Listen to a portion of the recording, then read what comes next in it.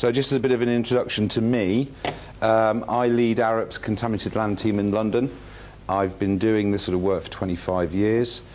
Specialist in land condition, there's about 170 of us in the UK only. Chartered scientist, chartered waste manager. And one of the reasons I'm here is for the last year and a half, 2 years, I was involved in the steering group for the Syria Guide.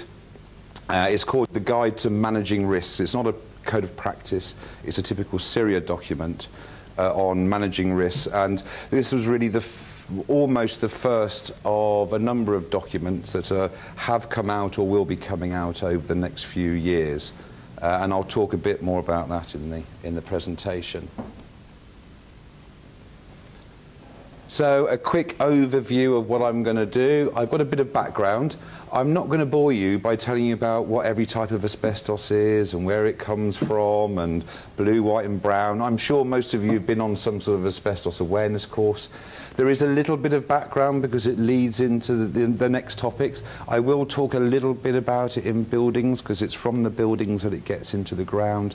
But that's really the only background I'm going to do. I'm going to give you an idea of where it occurs, how does it get into the ground and where is it common. I'm going to talk about the routes of exposure because that then leads on to the assessments that we need to do.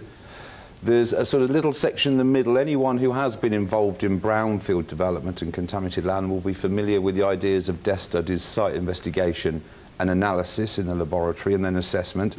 And I'll be talking on the peculiarities of asbestos and how that might be brought into those and how it is brought into those at the moment.